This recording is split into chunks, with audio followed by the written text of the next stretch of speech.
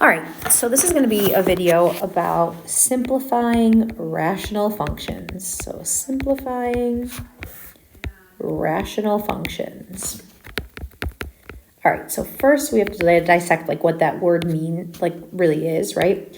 So rational meaning ratio, ratio meaning fractions. So simplifying fractions, that's all we're doing. So I'm going to start with like old school simplification. 1/2. So 1/2 looks like half of a fraction. So if I take 1 whole and divide it into 2 parts, this represents 1/2. 1 out of 2 parts, right? There's nothing to simplify there. Like 1/2 is its part, right? Like this is the visual. There's nothing really to make the numbers smaller. That's really sort of what the word simplifying means, is to make it smaller. I think there's another fraction that might mean the same thing that looks different.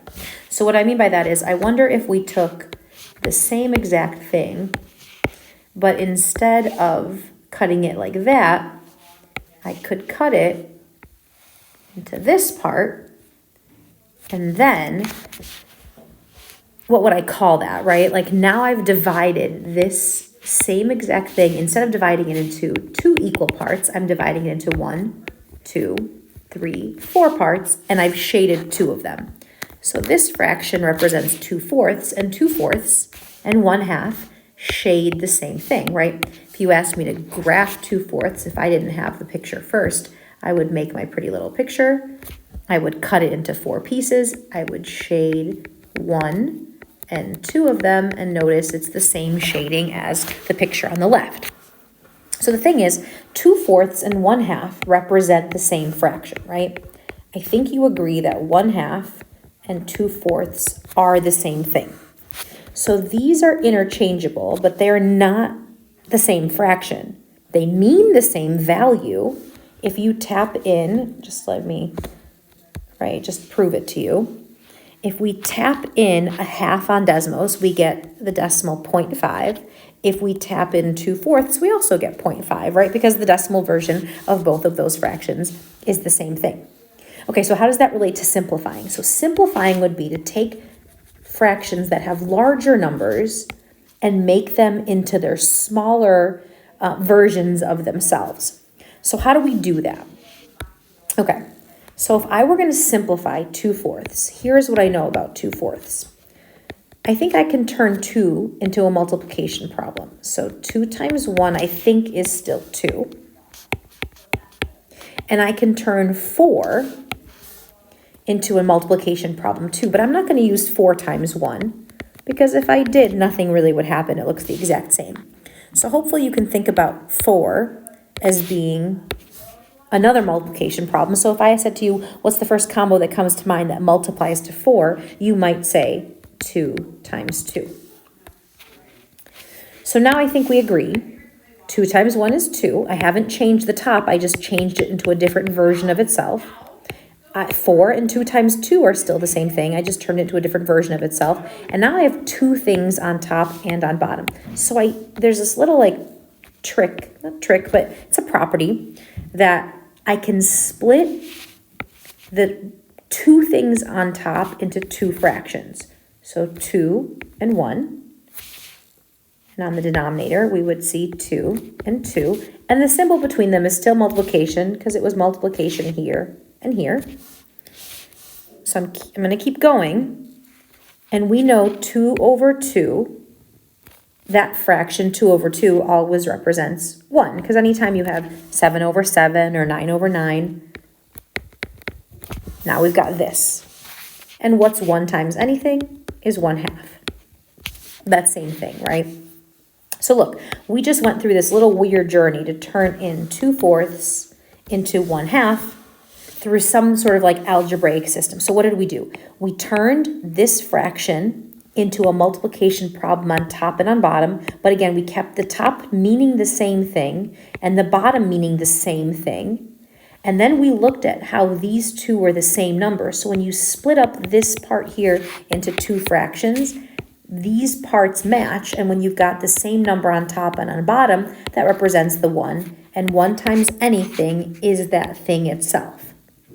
So the short story here is, To simplify fractions, we need to turn fractions into a multiplication problem where one of those multiplications are the same value, because that same thing turns into the number 1, and 1 keeps these things the same but smaller than the original number. Okay? So we're going to do that process one more time with something a little bit more complicated, right? So what if I had, let's see, what should we do? Well, even let's make this problem like 12x over 14. So you're like, okay, there's numbers that are bigger. So you can think about this as what multiplies to 12. So I'm thinking 6 times 2, and then the x is still there. And then what can you multiply 14 by? 7 times 2. Notice the 2's that are on top and on bottom, that makes the 1. So I'm not going to write a separate fraction anymore. I'm just going to say, oh, those 2's are going to cancel. They don't cancel because they disappear. They disappear because 2 over 2 is 1, and 1 times anything is that thing. Like 1 doesn't change anything. So it doesn't need to even be there. That's why the 1 in front of the x can disappear, because 1x, whether the 1 is there or not, doesn't change anything. So now this becomes 6x and 7. Now, there's a shorter way of thinking about this, but hopefully you understand what I just did there. 12 is 6 times 2 with an x. 14 is 7 times 2. The 2 over 2 makes a 1, so it's not going to influence anything because 1's don't. And then I'm left with a 6x and a 7. Okay, so we could have done this differently too. There's another way to get from here to here, and that's by thinking about what these numbers are both divisible by. So I can divide 12 and 14 both by 2. 12 divided by 2 is 6. 14 divided by 2 is 7.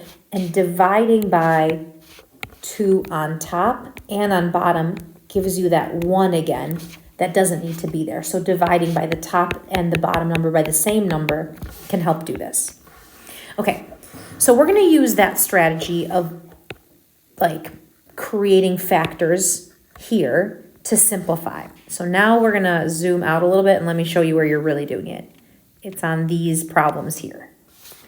So don't panic and freak out. These are old familiar problems. You've been doing these problems the entire year almost. Sorry, I had to put my keys down. All right, so what was the first step in simplifying 2/4? Or even, let's do like, I don't know, 9/12. The first thing I would do to simplify, and simplify just means make the numbers smaller. You turn it into a multiplication problem, and you hope that one of the numbers is a match, because matches when they divide produce a 1, so they don't need to be there. So the first thing that we need to do is turn this addition problem into multiplication, and that's the box problem. So the box problem that hopefully you now know how to do really well. The x squared, I'm just focusing on the top here, and I'll color code this just to make it really clear. X squared plus 7x plus 10. The 10 will go here. X's produce an x squared. Two numbers that multiply to 10 are 5 and 2. Gives me a 5x and a 2x in the middle. 5x and 2x is 7x. So I can go from the outside of the box, from the inside of the box to the outside, just like we did when we were graphing. All right. So if we do that upstairs, we should do the same thing downstairs. And again, I'll color code. The 6 goes here, the x squared goes here. Two numbers that multiply to 6, the first combo that comes to mind are 3x and 2x, which if you add those together, that gives me 5x's, and that will give me my downstairs of x plus 3 and x plus 2. And hopefully you noticed that these two fractions have a match here and here, just like holes. All right, and what did we do with holes when the factors matched? We canceled them out. We don't need to solve for anything. Notice there's no equal sign. I'm not making a picture. All we did right now, what we just did at this stage, was we went from box to here, you just turned this into this. That's what you do when you do a box problem. You go from a regular old thing to multiplication. That's what's going on here. And then we found the factors that match and we canceled them because they made a 1. It's a fancy looking 1 with x, like with x's in it. But our final answer is just 3/4. So our final answer here is just what's on top. You don't need the parentheses there. The parentheses don't serve anything. They're just grouping these things. But if you like them, feel free to leave them. If you don't like them, that's fine. But now look, your answer is a little bit more simple. Why is it simpler? It's got less stuff in it. The x squared was here. There's no x squared anymore because it got reduced from that 1 here. So the short story is it's just box problems. Box problems that hopefully reduce through multiplication. Okay? So I'm just going to show you a couple more so that you can see the variety. So if you're done, I'm going to give you guys a chance to try practice problem B or maybe something like it. I'm not sure what the formative is going to look like yet. I don't know if I like all those negative symbols in there, but that's fine. So we're going to skip to this one. Okie dokie. Step 1. Turn it into a multiplication problem. So x squared and then negative 8, x and x. Two things that multiply to 8 are 4 and 2. One needs to be negative. I'm going to make that here. 4x minus 2x. 4 minus 2 is 2. That's what I have here. So now I'm going to switch from the multiplication, or sorry, from the inside of the box to the outside of the box. And now we'll do downstairs. Now notice this x squared minus 4 is a little bit of a different box problem than this one. So I'm going to take a shortcut here, but I'm going to give you the old way first.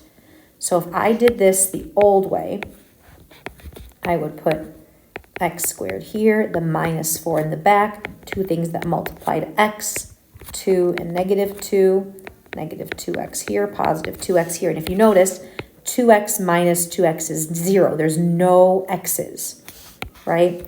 2x's minus 2x's would be these x's. This x here takes out this x here, no x's. And if you notice, there are no x's here in the middle. So x minus 2 from the side, x plus 2 from the top. Yay, something reduces, it cancels out. You're left with x plus 4 and x plus 2. That's it. That's the problem. All right. So my shortcut, just to remind you guys, is that when there's a box problem and the middle x is missing, notice what the picture looks like. It's an x plus situation, x minus situation, same number in the back. It's an x plus, x minus, and these numbers have to match. So like if I see a problem that's like this, x squared minus 25. You can do the box problem, but I know that it's missing the middle. When it's missing the middle, we've got an x plus x minus situation, and it's the same number in the back. So two numbers that multiply to 25 are 5 and 5. So if you want to do this the box way, it would give you the same thing, x and x, two numbers that multiply to 25 are 5 and 5, but one's got to be negative. It doesn't matter which one. Negative 5x in the corner, 5x in the other corner. 5x's take away 5x's or no x's, and that's where I end up with this. So the shortcut for these box problems here that are missing the middle is it's the x plus x minus situation with the same number in the back. Okay? All right, we'll do one more. I'm going to start with the bottom number because it's a box problem. So the number in the back corner is negative 18, x squared. Two combos that multiply to 18 are either, I don't know, 6 and 3 or 9 and 2. I don't think 9 and 2 are going to work out. 9x minus 2x is 7x. I don't think that's going to be working for me. So I don't think 9 and 2 is the right combo. So I think it's 6 and 3. One of those has to be negative. I think it's this one. And if I'm wrong, I'll just erase it and try again. 6x minus 3x is this. So yay, I can convert the bottom from the original to the outside of the box. And now 4x minus 12 is not a box problem. Area models usually begin, well, that's not true. I can make a different type of box for this. So I'll just tell you. Actually, let me back up a second. This problem on bottom and this problem on top are different. This box problem and this box problem on top are different boxes. So normally what we would do when we do the box problem is we would put the negative 12 here, and then we put an x squared here, but there is no x squared up on top. So this row doesn't really exist. It's missing an x squared. If it's missing x squared, it's missing the whole row. So the only thing I can think of is putting a 4x here. So if you want to think about this as a box problem, you can put the 4x and the minus 12 here, and now you think about what this would have to be. Well, if this is 4x, then I think this has to be a 4, and I think this has to be an x. It's the only really option, right? What goes in here is a negative 12, so what's going to go on top here is going to be what goes with 4 to make a 12. Well, the only thing I can think of that makes a 12 with a 4 is 3, and since the 4 is positive, the 3 has to be negative, and now you've got the 4 and the x minus 3. Okay, so let me pause that in a different way for you. If you've got a box problem that's not really a box problem, you notice it's missing an x squared. Instead of drawing a full box, you can draw a partial with the components inside two boxes because there are two things, thing 1 and thing 2. This and this label come from splitting the 4 and the x. It's not the only way to do it, but that's one way. And then you think about how this number and this number make the number in the box. So that's going to be 3 with a minus sign. And again, it's like the outside of the box and the outside of the box. The 4 doesn't need to be in the parentheses. It's all solo, but you can put it together. Okay? The other way to do the top is to just think about, all right, 4x minus 3, what do you notice about the numbers here? And hopefully you're like, ooh, I think both of these numbers are both divisible by 4. So if this number and this number share a dividable number, like I don't know if that's a word, but share a number that you can divide out, we should do that. So the biggest number that divides out is a 4. So if you create a parenthesis, you're essentially thinking about what are the two things that if I put them together first would give me my first thing here. And I think that's x, right? If I put a 4x and an x together, I get 4x. So then the second thing is what you would have to put together with 4 by multiplication to get that 12. And that's going to be a 3. And we need that minus sign to give us a minus sign from the 12.